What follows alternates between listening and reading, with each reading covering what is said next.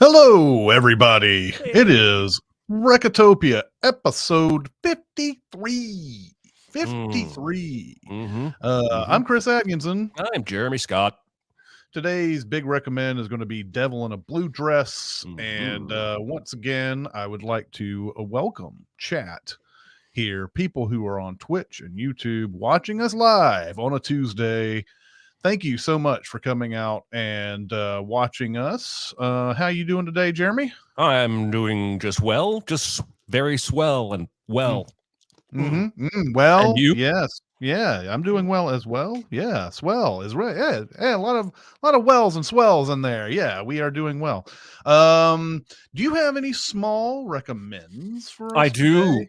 I do, but none of them are movies. None of my smalls are movies today. Um, Uh, I bought okay, let me step back. 2 years ago, I read about a new kind of shoe that Nike was gonna make, and I was mm-hmm. quite intrigued with it. Because I have sneakers that I wear when I leave the house, and then I have these like slip-on glorified slippers that have a sole when I'm in the house, but they don't offer a lot of support. These shoes promised to bridge the gap between those two and be both in one. It was called the Nike Go Fly Ease, and they weren't on sale for the longest time. I couldn't find them. Hey, found a picture, and then that's actually the ones I bought. Oh, nice. So basically, the gist is this: um, you are able to. Let me back up. You Hmm. step your foot in here, and as your foot heel pushes down, the shoe closes up into a complete shoe.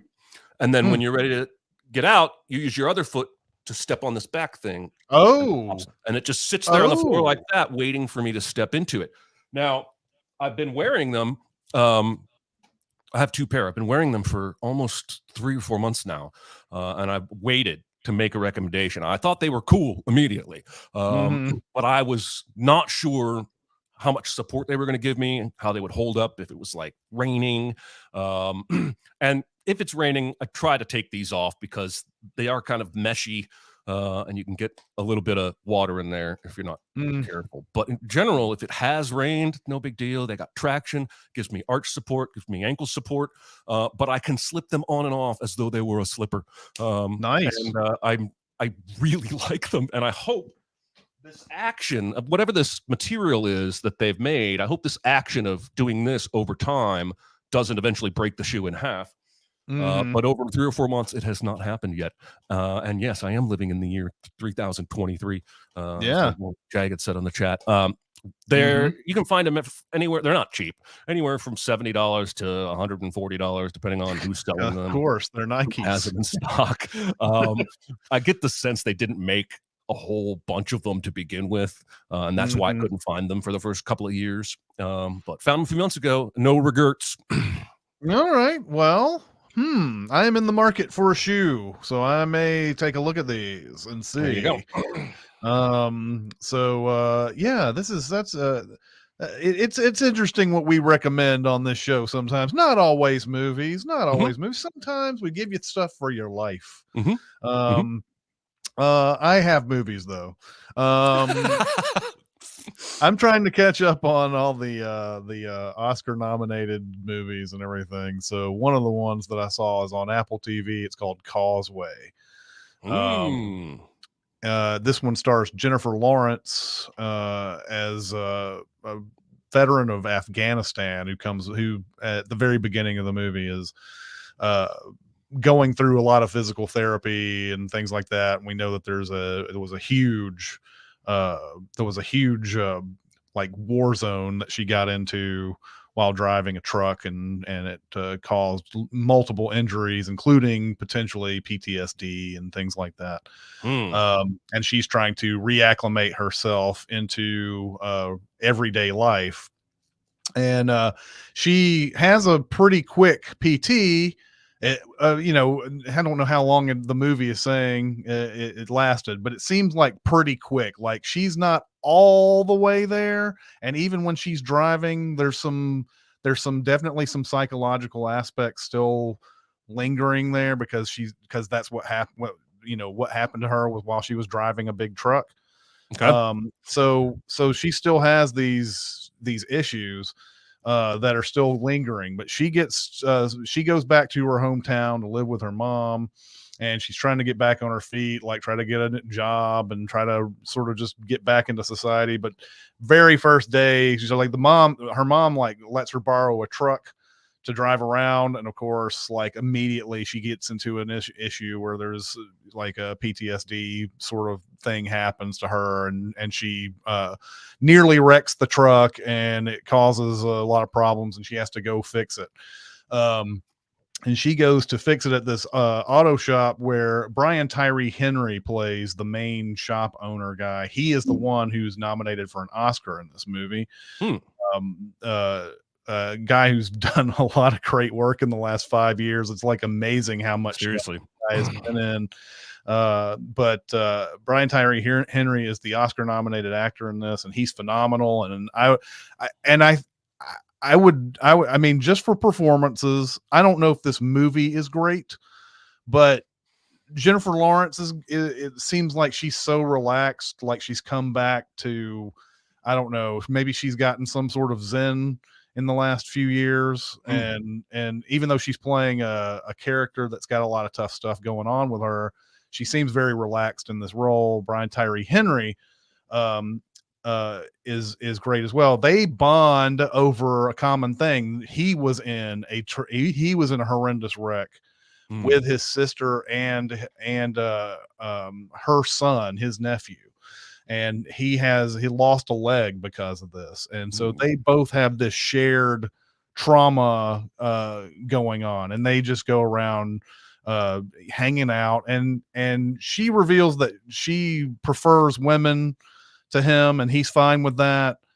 But there's this sort of this like almost romantic kind of thing going on with their friendship, and it's hard to really know what's going, like where it's leading, where it's going. I will leave it right there. But Causeway is actually pretty good. I would recommend it on the performances alone. So excellent. I was curious about this. Is this, do you already say this? Is this an Apple TV movie? Yeah, it's Apple TV. All right. I have that. I will now. It was on the radar. Now it goes on the list. Carry a lot of weight with me. I don't think you realize.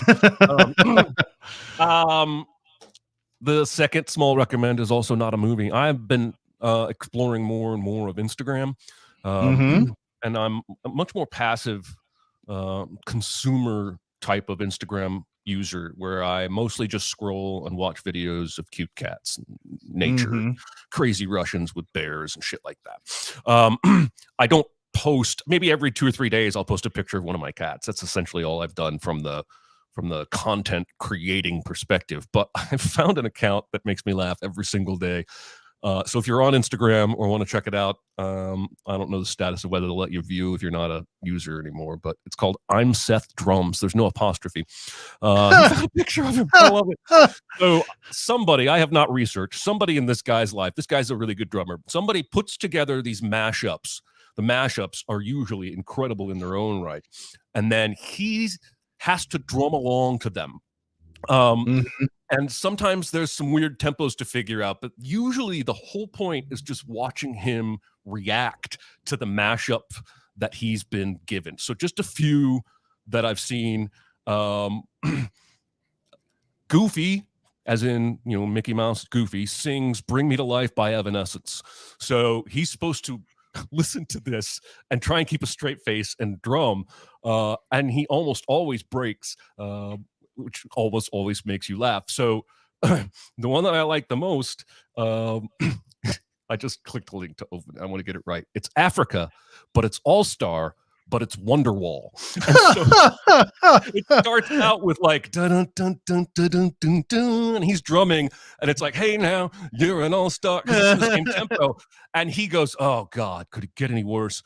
And then it turns into Wonderwall, and he legitimately gets amazed that this mashes up so well. He stops drumming and just his eyes get wide, and he's like, what?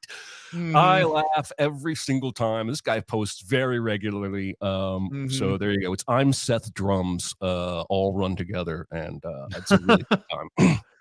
I need to check this out for sure. That would be fun. Yeah. It's very funny. Yeah. Okay, my next small recommend is a movie that I know you have seen. I don't know Ooh. if you recommended it on here, and I don't know if you were even in the position to recommend it, but Mm. I did quite enjoy Triangle of Sadness. Mm. And it's funny because before I even saw this movie, I remember there being a conversation between you and some others, and like talking about how the ending was stupid in this movie and all that. Yeah. So I was interested to see where this ending was going. I don't know if I have the same opinion of that ending as you do, but I can see where you would get that. Um, uh, this movie, it goes into what is like a huge theme of this past year, Mm. where you have rich people acting badly or acting in a way that's less than caring about other people and whatever. So you have like Glass Onion and White Lotus, and there's all these movies that have come out in the past season, but past year. But it starts off like you will never know where this movie is going by where it starts, because No. it starts off with a bunch of male models, and they're all like, they're all shirtless, and they're all like hanging out, about to do some show or about to try out for something. I can't even remember if I think they're doing a show. I think it's a photo um shoot. it's a photo shoot, yeah. And so like the photographer is like going around asking them questions, and then taking pictures, and there's like that one thing where it was like, now you're wearing this brand or whatever, and everybody's like got the sullen look. Now you're wearing this brand, and everybody beams up and gets excited. Um so we follow this one male model, and he's dating this other like gorgeous, influencer model of some sort, played by Charles B. Dean. And there's a there's a disconnect between them. It doesn't seem like they really love each other that much. They're in a restaurant. They get in an argument about the fact that she doesn't take the bill, even though she gets way more money than he does and everything. And his argument is that you told me last time that you would get the meal, and now we've arrived here, and she's like completely forgotten, or is pretended to forget that she was going to do that, and basically makes him do it. And then she thinks it's about money, and it's not about money. It's more about the fact that she said she'd do this and she doesn't, but she keeps making it about the money. And so they go back and forth on this, talking over each other, basically about some nonsense. uh by the end of it, they have an arrangement, an agreement, basically. They're like, yeah, you know what, we're just kind of dating each other for the clout, and we're not really in love with each other. But the guy's like, I'm gonna make you fall in love with me. It's gonna be a challenge. I bet I will make you fall in love with me by the end of this. Now he takes her on this cruise, and this is the middle part of the movie. The movie is separated into three parts. Mm. And this is where they get on this cruise, and they're all these like ridiculously wealthy people. And some of them, if not all of them, I didn't catch every single person's how they earned their millions or whatever, but one of them at least got super rich by just selling like war items, grenades, and things like Grenades. that. And they frame it as keeping the peace.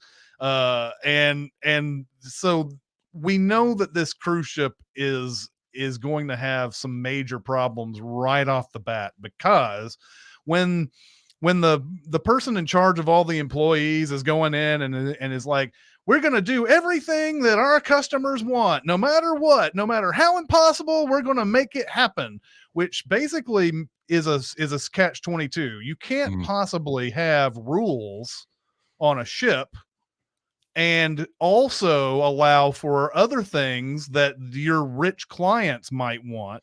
And we start seeing some real, like, slowly, like, whoa, there's some really horrible kind of things about that could happen because of this. Like, it just starts off small. This one worker comes by a hot tub, and the old lady that's in it was like, come into the hot tub, and she's like, well, I'm not allowed to be in the hot tub, but at the same time she was told Do whatever anything that these yeah.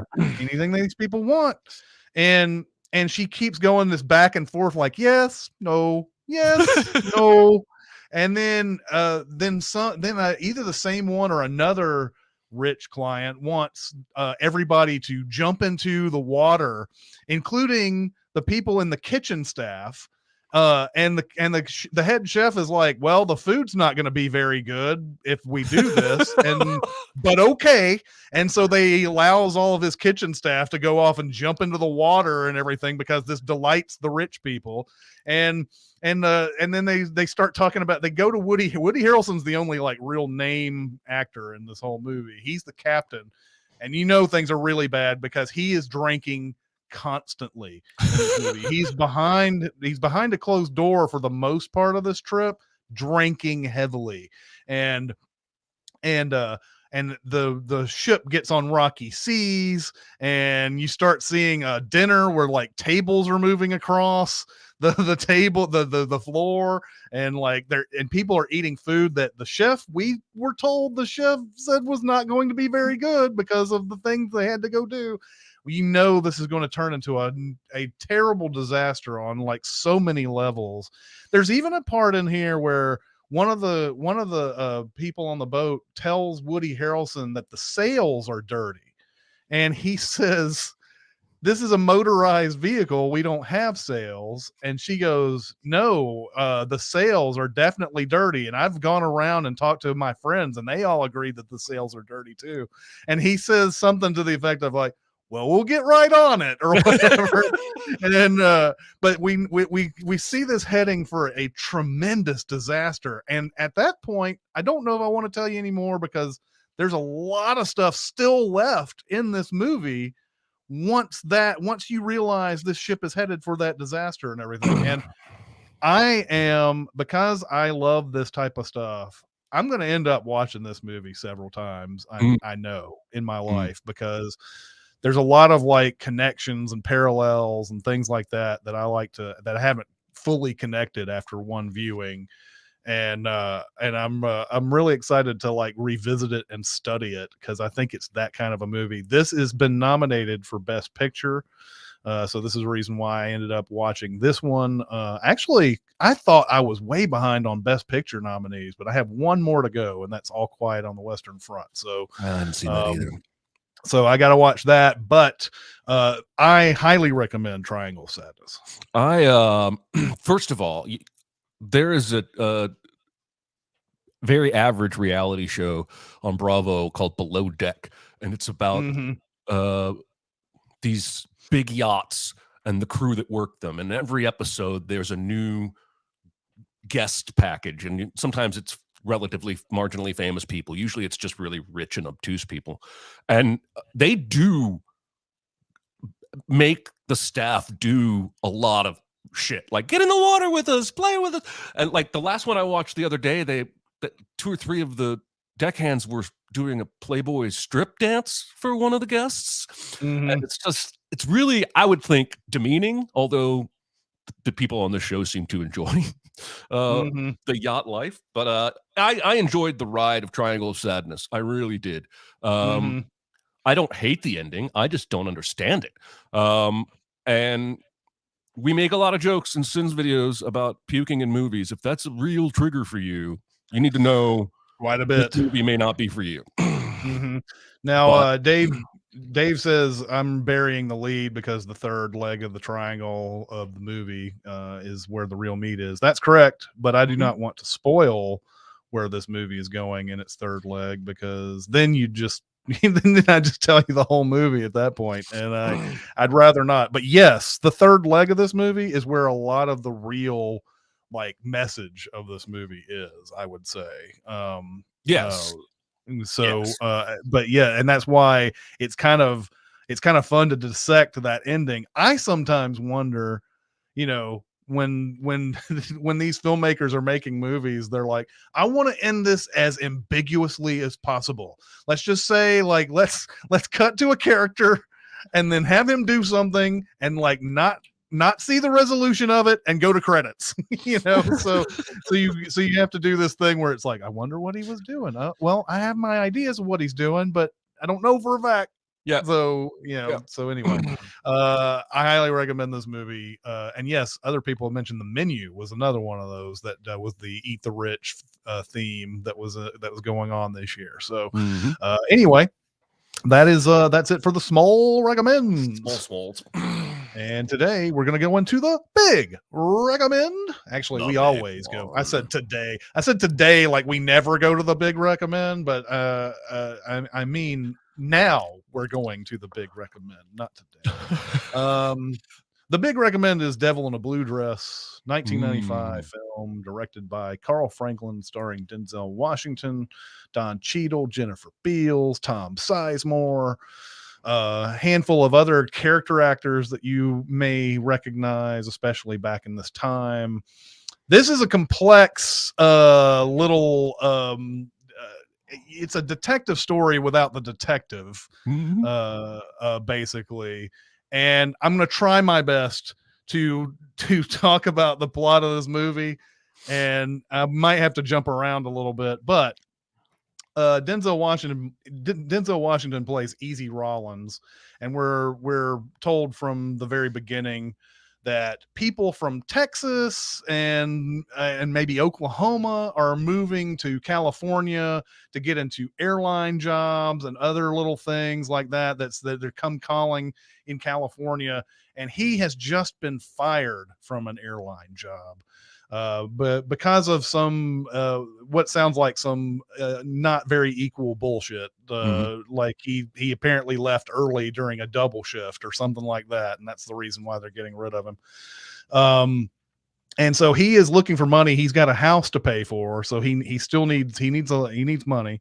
And he tells you right off the beginning that's his motivation through all this. He loves coming back to his house and saying, "This is my house, and this is what I own," and everything. So he's at a bar that owned by this guy named Joppy.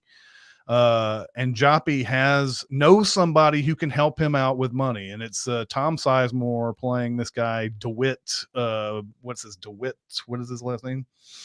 Albright. DeWitt Albright. Tom Sizemore is looking for tells him that he's looking for, on behalf of this mayoral candidate, he's looking for his girlfriend, and he'll pay him X amount of dollars to find her. He tells Easy that she frequents these illegal clubs, and that because he's white, he can't go to the club. So it's a mostly black club. If not all. In fact, I think it is all, because there's one guy we see getting kicked out, and he's white right off the bat when Easy does go over to this bar. So he goes over to this bar, and he finds out that one of his buddy's girlfriends named Coretta knows Daphne. This is who Jennifer Beals plays Daphne. Coretta knows her, but she doesn't tell Easy anything, like, right off the bat, and kind of wants something from him. We don't know exactly what until we find out pretty quickly that she wants the D, the Denzel. Denzel. She wants the Denzel. That's what he meant. And so they get her boyfriend gets super sloppy drunk, and they take him home, and he's passed out. And while he's passed out, they go have sex in the other room. And I love the line. I've said this in the small recommend that I had of this a few months ago or whatever, where she's like, "You're hitting my spot. You're hitting my spot." And he goes, "I went on hitting her spot till morning." She tells him that Daphne is involved with this gangster named Frank Green. We don't know what Frank Green has to do with anything at this point. But he's finally got some information that he can give to Tom Sizemore. And so what he he ends up telling Tom Sizemore about Frank Green, and that's all he knows. But he's given more money to go find more information about Daphne. We also have some LAPD detectives that are thrown into this story who have to, who surprise, surprise, have news that Coretta has been killed. Coretta was murdered. This is just a morning after he's just had sex with her all night. This is quite the news, right? So they've brought him in on suspicion of murder. They beat him up and all sorts of stuff, and then he says, I'll find out who did this, whatever. He gets out of there, and then we start getting like into all sorts of other characters in here. There's another mayoral candidate who picks him up and says that I'm also looking for Daphne for whatever reason, don't know what. Easy doesn't tell him much. We see a kid in the back seat of the car he says is his adopted son, and then this is going to be really bad later when we find out what's really going on there. But but we know that this other mayoral candidate wants to know where Daphne is. So now we've got a lot of interested parties in this, and so what I'm going to go a little bit all over the place here. So Daphne ends up calling Easy and saying, I want you to meet me at this hotel. They go and talk for a bit. She says, I need to go to this dude McGee's house. And McGee is the guy we saw getting kicked out early on in the club. He got kicked out. And I'm going to go ahead and tell you what McGee is all about, because that's how sprawling the story is. Yeah. McGee has incriminating photos of the mayoral candidate who just talked to Easy in the car. And the incriminating photos are him with naked children.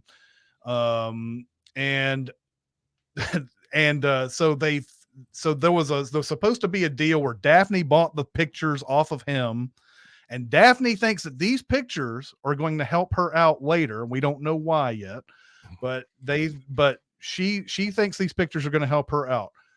Tom Sizemore found out about this dude, and he's the one who ends up killing this McGee guy. And so when Denzel and Jennifer Beals show up to this guy's house, he's dead. We don't know why he's dead, but that's the reason why. Tom Sizemore killed him over these photos.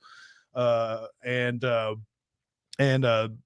he doesn't have the photos. So there's a lot of stuff going on here with like just a lot of interested parties going on. Eventually Easy goes to talk to another mayoral candidate, and this is the guy that he thinks Tom Sizemore is working with. And he says, I went to go find your girlfriend, and I couldn't find her, I haven't been able to find her yet. And he says, I didn't hire anybody to go find my girlfriend. She's been gone for 2 weeks, and but I would like you to find her. So Easy gets more money from this guy to find Daphne, because it's important for him as well, even though he doesn't seem too like super interested in seeing her again, doesn't really want to know where she is. So there's a lot of this stuff that keeps happening in this where he finds leads. So at the McGee place, he finds these cigarettes that this one guy smokes. That I'll never understand. In movies, there's always that one signifier, like nobody else smokes these cigarettes. It's got to be this one guy. They go to that guy and find out that he didn't kill McGee. He just brought him home, and that, he left the cigarettes behind, but he was also supposed to bring a letter to Coretta, or Coretta was supposed to, it was supposed to go to Daphne. I can't remember what this letter was supposed to do. Once they want, and I hope I'm not like losing everybody, because this is a complex freaking plot. It really is. There's a lot of stuff going on here. there's a point where because of all the things that happened at the McGee house, he finds out that Joppy had to have given his number to Daphne, and he is upset now that he's in this deep shit. And he goes to Joppy and he starts slamming his marble bar a bunch with a wrench or something, and trying to get some information out of him. Uh, and I can't remember what does he do after that. I think Joppy. Okay, so this is why I'm jumping around. Joppy leads him to the other mayoral candidate. Todd Carter is the guy. He leads him to that.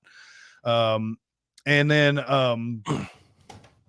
Frank Green ends up showing up at Easy Rollins' house, and he's going to kill this guy. But luckily, there's that dude who goes around chopping down neighbors' trees, who tells him there's a guy with a gun around the corner or whatever. I still don't know what the purpose of this guy who's cutting the trees down. I don't know what that's all about. I don't know. It must be a character from the book that just held over to the film or something. Yeah. So he's like, oh, there's a guy with a gun behind the house, and then, of course, it's just enough so that he can get the upper hand a little bit on this. Luckily, even though the tables turn and Frank Green's about to kill him, about to cut his neck, Easy's friend Mouse shows up, played by Don Cheadle, and Don Cheadle is one of those friends you're glad to have on your side, but also he fucks everything up so much, and he's psychologically imbalanced, I would say, as well. You don't want to really associate with this person, but you're glad that he's on your side by the time it's over. Mouse ends up turning the tables again, and then they're going to ask Frank Green some questions, but Mouse can't resist except shoot Frank Green in the shoulder, and Frank runs out of the house, and they don't know anything about what's going on with Frank Green at that point. But he and Mouse start doing the investigation, so to speak. They end up finally going back to this guy Dupre's house, who was the guy who was dating Coretta, or that was her boyfriend or whatever. They just call him like your man. They don't ever say, I don't think, if it's like a husband situation. Yeah, either way, they were the ones who were involved. They go to his place, and then they find out that Coretta kept a Bible that had all the pictures and it has the letter in it, and that's what's going on. And then Easy goes to talk to Daphne about all of this, and Daphne reveals that her mom was Creole, but her dad was white, and that Frank Green is her brother, but it's a half brother. So like her same mother, but father was black.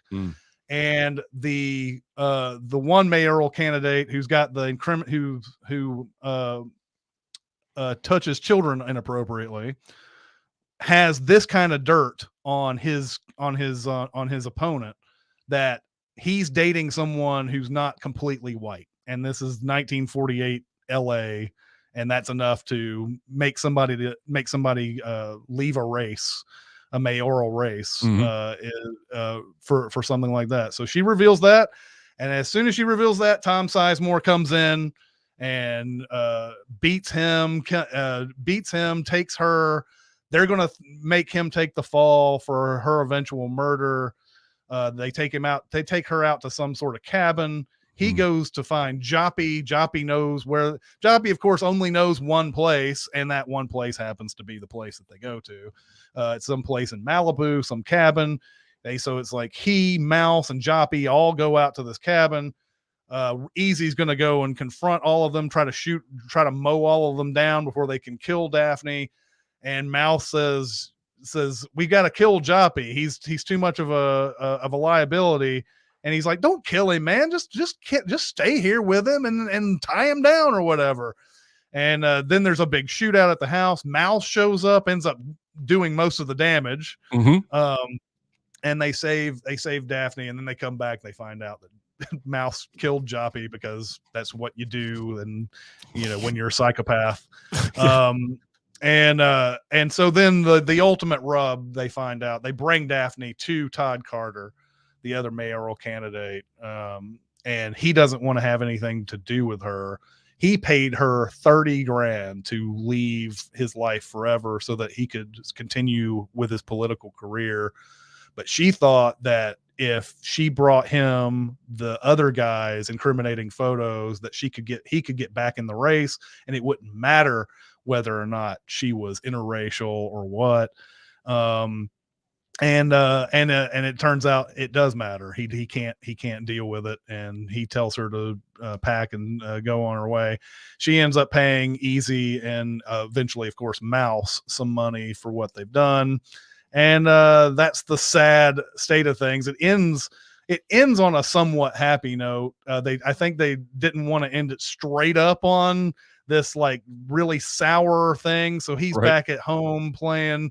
His was he are they playing a game? I can't remember if they're playing a game or if they're just having a conversation with one of his neighbors or somebody like that at the end. And there's another little chase around with the guy who's cutting down trees. But the ending narration is basically like it's a hopeful future for him, that he's going to he's got his own house and he doesn't have to worry about any of this anymore. He's got money in his pocket, so on and so forth. Although there is a dark underlining, I think, to all of this, because race runs all through this movie, and I don't know enough about this particular area that he's living in. I know at one point they mention Compton, but I'm not sure if he's in the Compton area. But they may be making some sort of like, well, this is a happy ending, but it's also got a dark side to it by the end of it. So anyway, Devil in a Blue Dress, it's got a very complex plot, a lot of characters who are sent to do things. Actually, I didn't even get to the fact that Joppy is the one who killed Coretta. Daphne sent Joppy to intimidate Coretta, and he ends up killing her. That's sort of like glossed over in this whole affair. So there's a lot of characters who are sent to do things, and they are part of a different party, or they didn't do as much as we think they did, or there's a lot of stuff going on. Anyway, I was wondering what you thought of this movie. Oh, I loved it. I realized when it started that I have seen the beginning of this movie, but I don't know if I ever saw the whole movie. But that whole "your man's in the other room, you're hitting my spot" scene, I was like, I've seen this before. Yeah. I loved it. I thought it was great. I thought it was classic detective noir kind of storytelling. Usually that kind of storytelling tends to be a complex, deep-rooted mystery.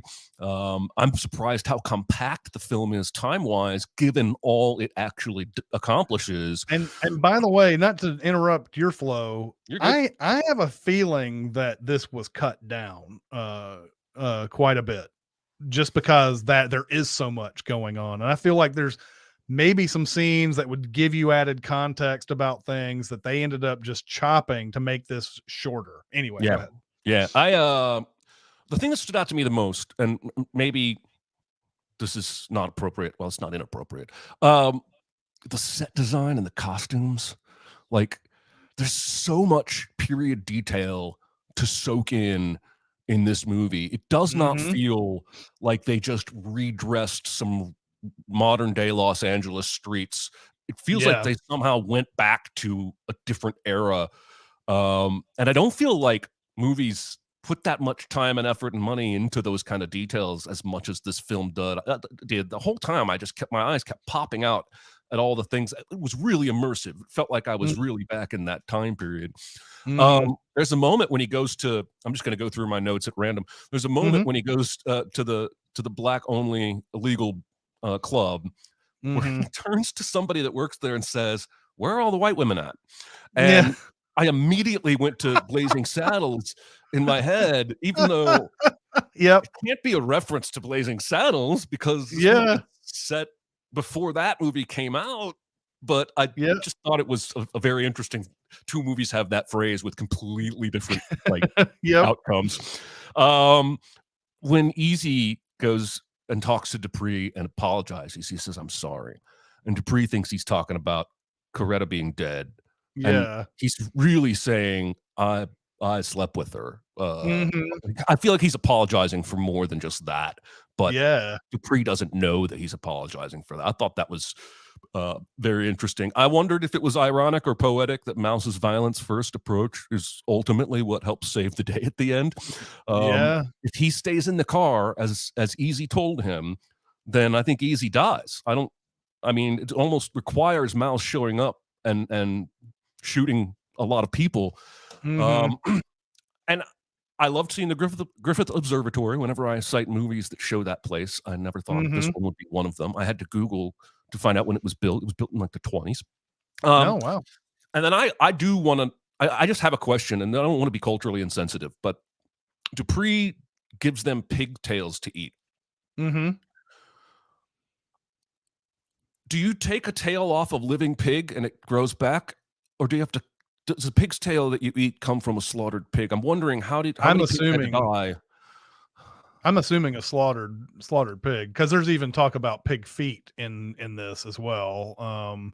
It just When seems like Tom's a lot of pigs would have to die to have like a big soup vat full of pig's tails. Could be, but yeah, I don't know. Tom Sizemore makes that mention of like how Daphne has a predilection, I like this. I like that word because he's trying to be sensitive, but predilection towards black people. And Denzel Washington, there's a cut to him. I love this cut to him. He's like predilection, and he's not saying it in a critical way. He's saying predilection, like he's thinking of it. You know what's going through his head, like this guy is fucking racist, and we see how racist Tom Sizemore's character is by the end of this movie. Um, but yeah, he says something like she has a thing for pig's feet and like jazz music or something like that, and that's like supposed to put her in this pigeonhole of some sort. But I'm assuming that's what the case is, but maybe people in the chat know. I would assume slaughtered pig, because I don't know anything about pig's tails at all. It looks like that somebody. First of all, I'm glad that now Slab has "Do Pigs' Tails Grow Back" in his search history, thanks to this show. But it looks like they come from slaughtered pigs, and Hmm. I just don't realize how many pigs are slaughtered on a daily Oh yeah, basis. quite a bit, quite a bit. um, but yeah, no, I loved this movie. I will go back to it again. It's earned a place of esteem. And I love a good detective story, man. Yeah, pretty unfairly dumped into September 1995. And I mean, I think this movie is one that could have used a little bit more love in the editing. And I don't know if I even can blame Carl Franklin for some of that. I mean, and I love this movie. Don't get me wrong. I just Right. think that this movie deserves to be 2 hours plus, and add some context to some things, that because once this movie starts going into its like, once he takes her to McGee's place and they find him dead, it's like it shoots off like a rocket how many things happen in this. Each scene seems like it takes like 3 minutes, and you get like a snippet of information, and it's like, all right, off to that person, and then that person's like, no, I didn't do nothing, and then they beat Yeah. him up a little bit, and then he's gone. And um but yeah, at an hour and 40 something minutes, it seems like it's like, oh, this may be a little bit too quick. There's like a lot of stuff they could have gone with. But anyway, I hope everybody else in the chat enjoyed this movie as well, who ended up seeing it. But I am looking forward to what your double feature is for this one. Yeah, I bet you are. Mhm. I mean, if I wasn't so averse to the obvious, I would choose Chinatown. Um, Mhm. but I can't let myself choose something quite that obvious. I sat for days on The Nice Guys, Mm. because I really wanted that amateur learning on the job, private investigator kind of feel. There are parallels there. There's a period LA setting, there's corruption, government levels, and looking Yeah. for a missing girl. But I think tonally, that double feature would be like Whiplash. Like you have such a serious drama and then such a Yeah. silly comedy. I couldn't do that. So I'm going with LA Confidential. Yeah. Um, which is for us, you and I, probably a super obvious. Um, double feature, but for the Mhm. masses, not so much. I think Chinatown is much more well known than LA Confidential. We have a similar, almost the same era of an LA setting. You've got Yeah. racist elements throughout. There's a shootout at the end in the dark at a cabin. You've got government Mhm. corruption in the police and elected officials. And I just feel like it would be the difference here is you've got actual police investigating things as opposed to like a PI. But I Mhm. didn't ultimately feel. I felt more beholden to the tone match than I did it being like an amateur private investigator. I will tell you that Patrick uh, suggested Big Lebowski as a nice double feature. Yep, yep. And I will confess, I've seen that movie like 1.5 times. I don't have the knowledge to match it up, but a lot of Some people seem to pretty agree. decent parallels, but talk about whiplash in tone. Big Lebowski would be that too. It's interesting too to discuss the histories of both Devil in the Blue Dress and L.A. Confidential, because the movie came out before L.A. Confidential, but there are moments in Devil in a Blue Dress that seem like in later they kind of cribbed in L.A. Confidential, like Yeah, when when he sees McGee's dead body, he has this flashback to seeing him getting kicked out in the bar, and LA Confidential did that quite a bit. Um and then a lot of the story elements are the same, but like both the novels, the Walter Mosley novel this is based on came out in 1990, and the James Elroy LA Confidential novel came out in 1990. hmm, So there's nobody like exactly stealing from each other here. It's just that, I mean, they just happen to be similar stories set in the same time that yeah. both got movies in the mid to late 90s. And as exactly what I was thinking watching this was LA Confidential. It seemed like a very natural fit. So Well, good. I'm uh glad that you thought the same thing. That makes me feel yeah. good. All right. Uh, So what is next week's homework, Jeremy? Next week's homework, we go back to 1986 and Rob Mm. Reiner's Stand By Me. Ooh. Um, this is Ooh. a drama um, of somebody recounting an adventure that four friends had in their youth as they went to try and find the body of a missing boy from their town. This is based on a Stephen King novella. Um, Mm-hmm. it is Called on The Body. Showtime. Yes, it's on Showtime and Paramount Plus right now. And if you happen to have a premium subscription at Hulu or Amazon, that basically means it includes Showtime. You can see it there as well. I have not seen this movie start to finish in maybe 20 years. Wow. And I'm very excited to go back to it. I remember it being outstanding. So, Yeah, you got a lot of people who I would say became stars, and then like of all of this, so you have Jerry O'Connell and you have Corey Feldman and obviously River Phoenix and Will Wheaton are the four kids in this, and all of them had at some point some super bright future. yep. Corey Feldman sort of grew out of his teen idol phase after a while, and we didn't see Corey Feldman that much after after the 80s that much. River Phoenix, of course, tragically died. Will Wheaton, though, went on to do Star Trek TNG, and still has a cult following from that. Mhm. And Jerry O'Connell, he's just been around forever. He's kind of Yeah. like been the one mainstay out of all of that, out of that group. So I'm looking forward to seeing this again. I probably saw this 5, 6, 7 years ago. That was the last time I watched it.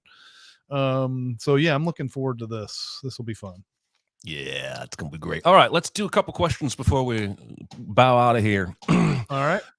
What are the best twin movies, aka movies with the same or similar enough premise that were released relatively close to each other?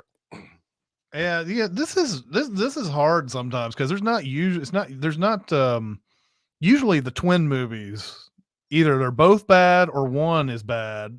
And so like, how do you find the perfect twin movie? But uh I think in 2006 The Prestige and The Illusionist came out Mm, the same year, mm, and you can't go wrong with those aren't really twins, I would say. I don't know if they're, but they're both, I don't know, I guess they're enough twin they're both about magicians. They're both about how magicians do their tricks and the I don't know, the danger or whatever, or the trouble they can get in uh doing this magic. But yeah, those two came out in 2006. I think those are probably good twin movies.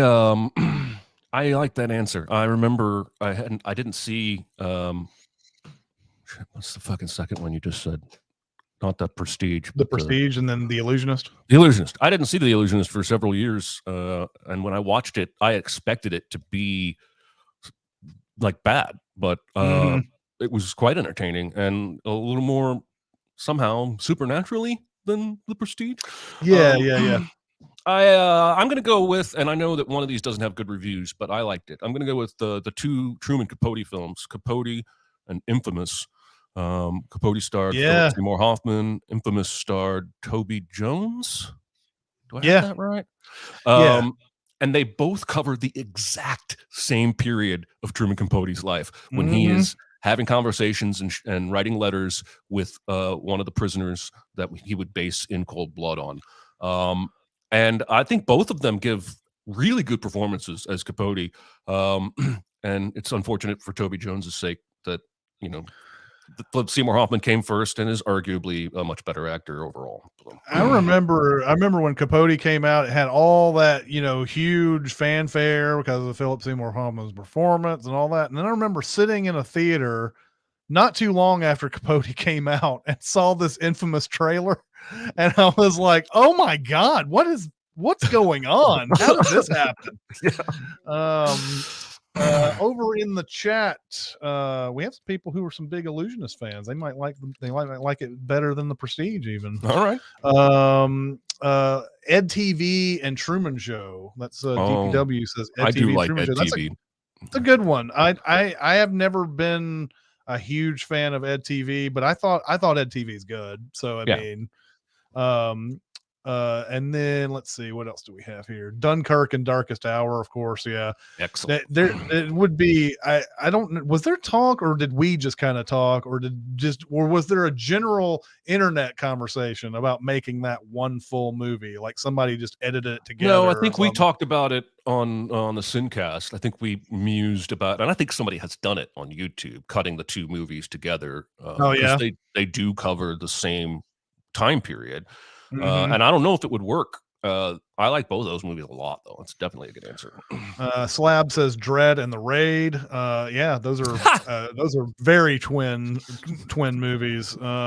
Josh says Liberty Stand Still and Phone Booth. Now I've never seen Liberty Stand Still, but he says you can throw lock in there. So I'm assuming that's someone on a phone or in a phone booth in Liberty Stand Still. Liberty Stand Still sounds like the rom-com about the president's daughter. Like Mandy Moore.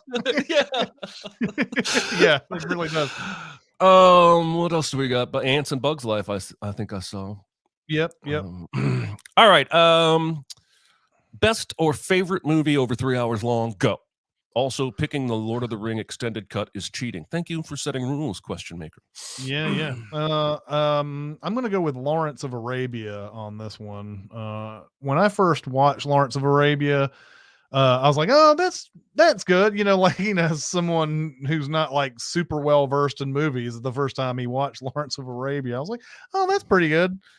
And then later on, watching it a couple more times, you're like, wow, what a fucking movie this is.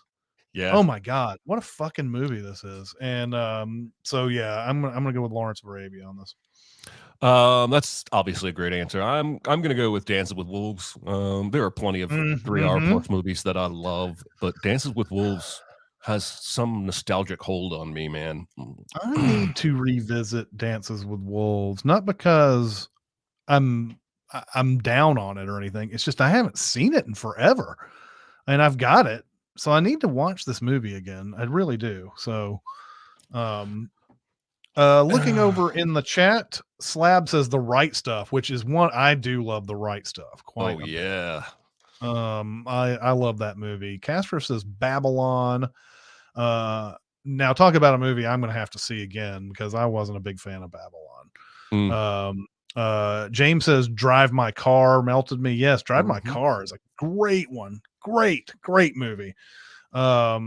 And then Jagged says, I think my favorite is Avengers Endgame, but I need to see a list. I don't even know. Did that movie hit 3 hours? God, I don't even Must remember have. that. I don't even remember that. And then Well, it certainly didn't waste any time with Tony inventing time travel. That's not where the bloat is. that's true. That's true. Patrick says Schindler's List. Yeah, Yes. Schindler's List is an excellent one. Slab says The Green Mile. Patrick also says The Godfather 2 is over 3 hours. So yeah,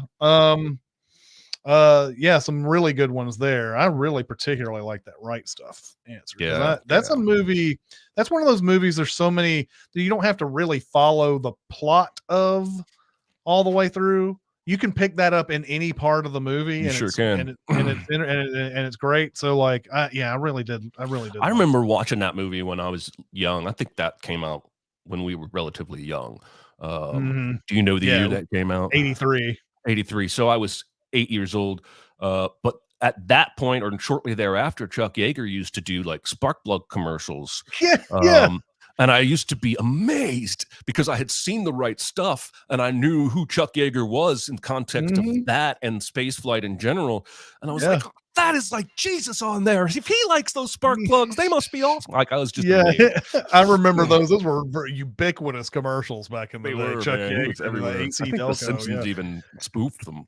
Yeah. All right. Well, I think that's probably going to do it. That's going to do it for this week. Next week is Stand By Me. Looking forward to revisiting that one for sure. That's Rob Reiner. Like, just, I mean, he can't do any wrong in this period of time. And so looking forward to that. Thank you once again, chat, for coming out on Twitch and YouTube, giving us your comments. You make us better, and I'm very happy that you're here to give us your opinions and things. So hopefully we'll see you next week. So see you next time. See ya.